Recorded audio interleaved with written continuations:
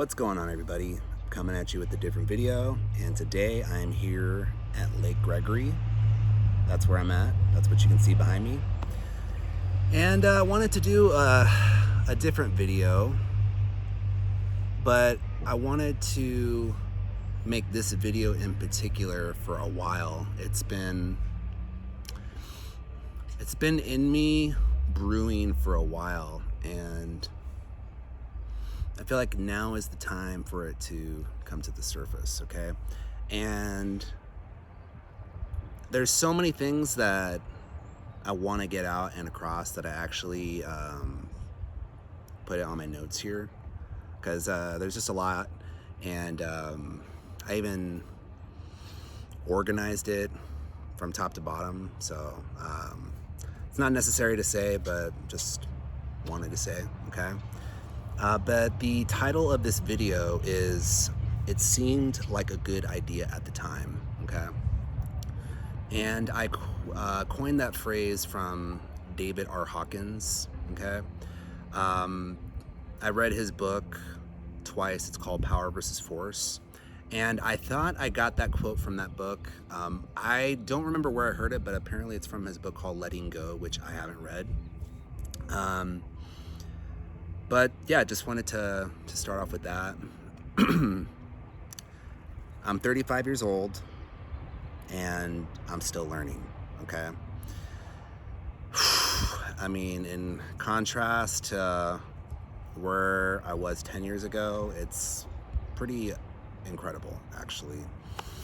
So anyways, the whole purpose of this video is because very recently I looked back on posts that I made, specifically Facebook, because I've been on that platform for over 10 years. And I'm at a different place in my life right now, and I decided to take it upon myself to look back at posts that I made from not too long ago. And there was a couple years that I was like, you know what, you should go back and check on that, because I was in a different headspace back then. I was in a very different headspace. And what ended up checking just 2 years ended up being my entire Facebook ever. One by one, I went through every single post that I posted from 2011 all the way up till today. And yeah, I definitely cleaned some stuff up, because there was things on there that I saw that I was like, dude, that did not age well at all. Like you need to take that down. And I'm not a big advocate. Like, I don't believe in cancel culture, but I took it upon myself to look back at things I said back then. And it's interesting, because if you go on your phone today and you look at your news feeds, you get an idea of other people in what they're posting in this moment of time, okay? And if you're able to do this, it doesn't have to be Facebook. It can be Instagram, it can be Twitter, any other social media platform that you've been on for a long time. If you look back and you see your post from where you're at in this moment of time, it's pretty remarkable. It's like you're looking at a part of yourself that that's not you anymore. But it's like, wow, that's pretty fascinating. And I mean, I even saw goals that I announced back then that are still some of my goals today, and it's like, damn, Dave, you need to get on top of that, because that was a goal then and still a goal now, and you got to live your life.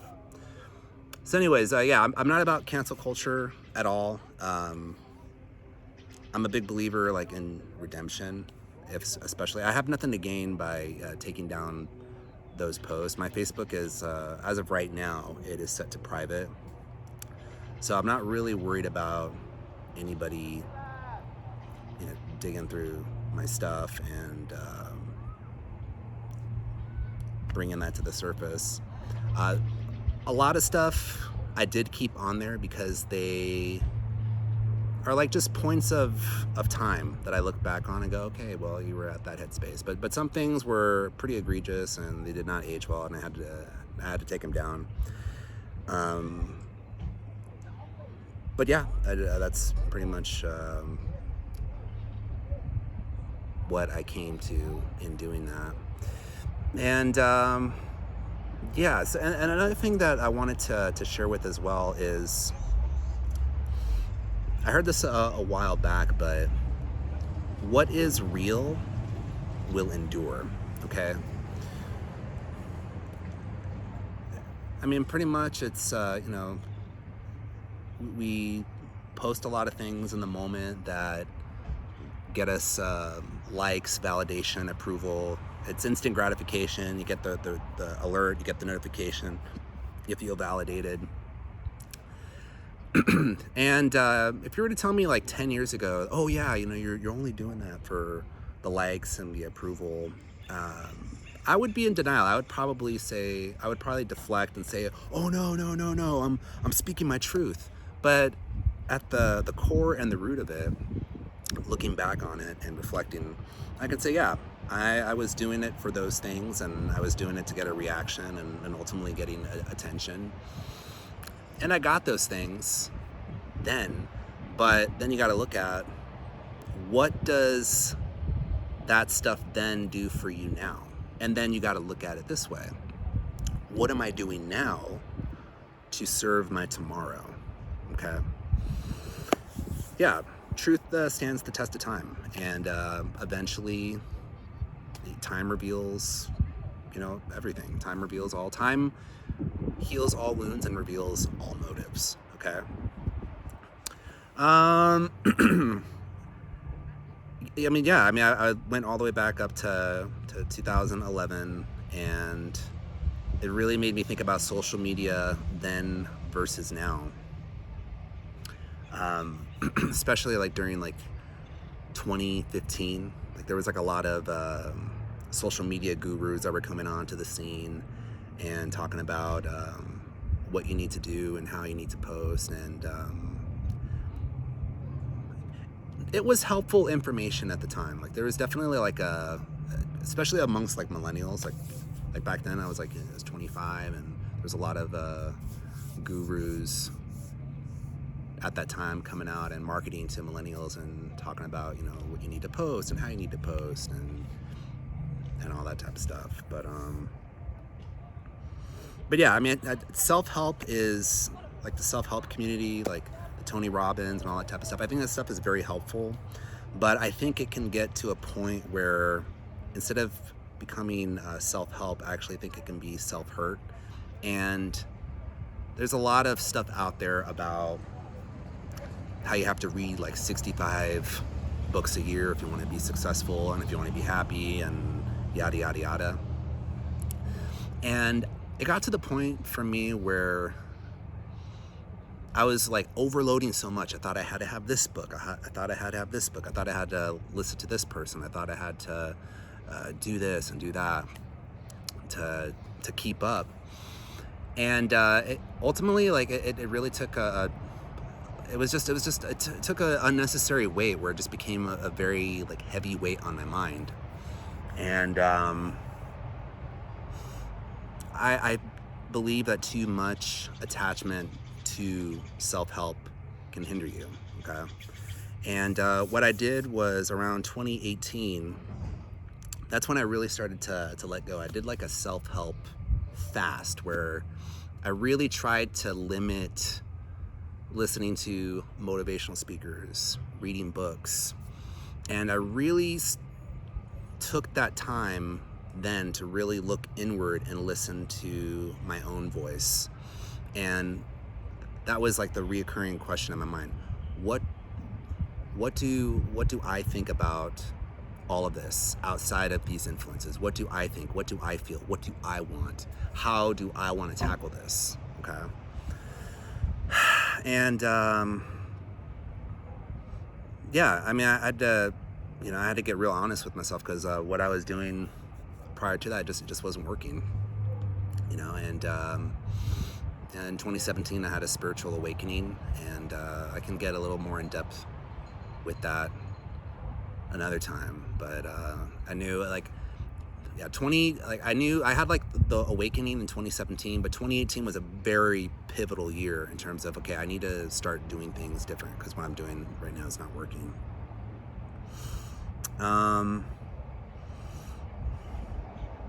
Yeah, I mean, when it comes to like, you know, help gurus or just like gurus and all, I do not discredit good gurus. I think a lot of them are very helpful, but ultimately, like, what I concluded for myself, and again, this is something that I concluded for myself. You can, you know, do as thou will, as what is said, but experience, in my opinion, is the greatest teacher. You can read all of this information on how to do this and how to do that, but ultimately, experiences, how you interpret things, has the most meaning, and I think it's the richest compared and contrast to what anybody else has to say about that. Okay. Yeah, I guess like when it comes to like looking for like a guru or a mentor, I guess like one key sign that you could look for is a smile. Are they smiling? Are they happy? You know, by their fruits you will know. And then you gotta define what fruits is that, and are the fruits what you want? And that can be very uncomfortable. It can be very uncomfortable to define that, especially in such a noisy world.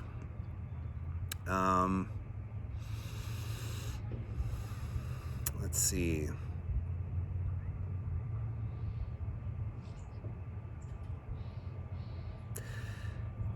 Yeah, I mean, as far as the past goes, I'm never going to deny the past, okay?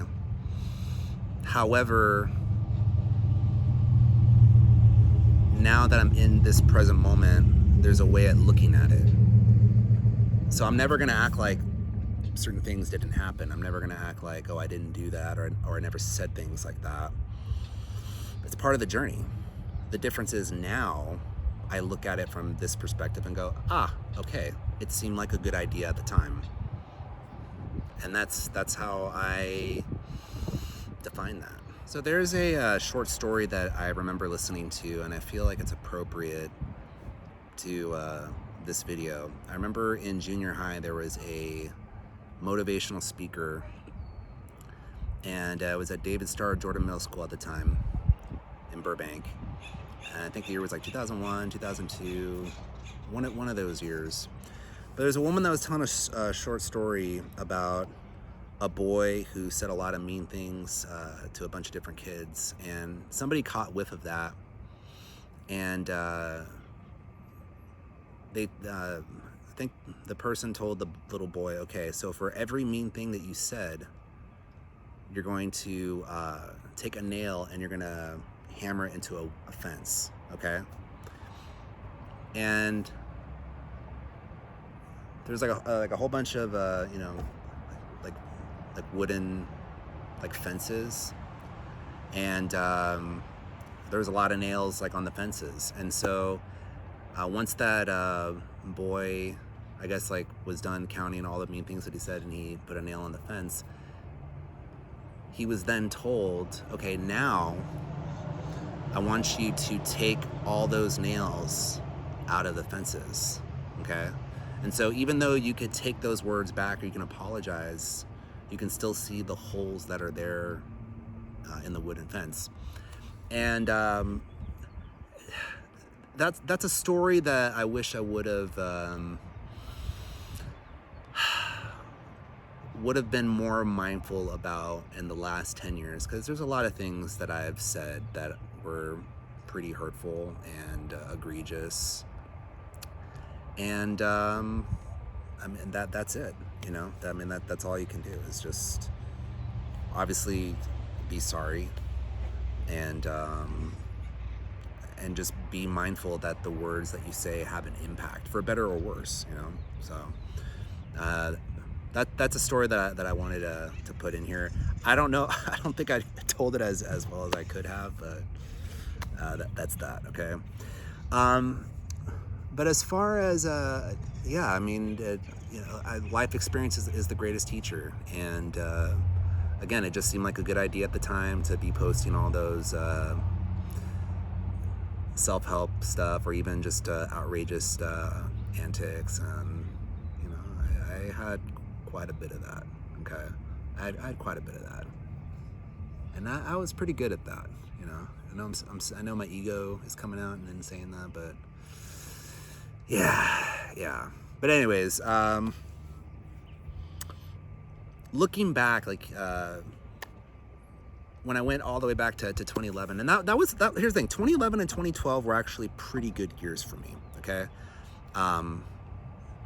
it was a pretty revolutionary time. It was a pivot point, and then I feel like I'm in a similar spot right now. I'm at another big pivot point in my life, and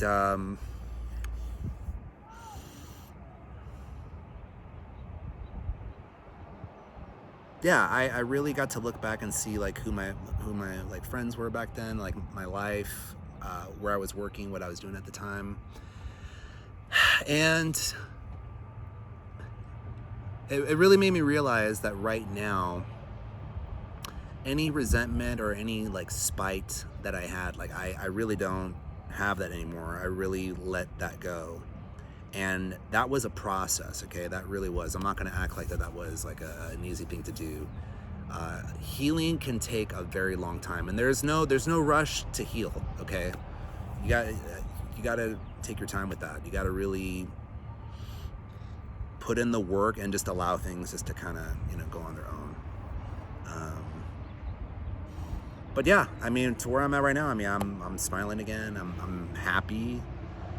I'm fulfilled. I love that I'm here at a lake by myself, enjoying life, and I'm smiling again. And that's something that I noticed, was that I'm smiling more today than I have in a long time, and I really put a lot of emphasis on where I was and what I went through. And I used to think, oh yeah, you need to take pictures, don't smile. It's like, no, like, be happy, smile, so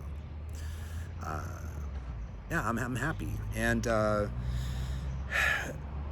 mean, part of the reason why I'm doing this video in particular too is because I'm thinking about my legacy. Okay, and as far as like doing all these like YouTube videos, I have not made $1 from YouTube, and I'm cranking these out as much as I can because I genuinely believe there's going to be a time where I'm going to be so busy that I won't be able to do this as much. And so, and again, you only got one life to live. So what do you want to be remembered for? What kind of legacy do you want to leave behind? What do you want the world to have when you're gone? I mean, I could be gone tomorrow. But if I have these types of things up, I can go, hey, you know what? That was pretty cool to leave behind. And yeah, I'm living my truth, and I'm on purpose. And yeah, I think I pretty much touched base all the things that I wanted to touch about. And yeah, just be mindful of whom you give your power to, and I'm not bound by anybody. I don't report to anybody. I have no master, so I'll say that. Okay.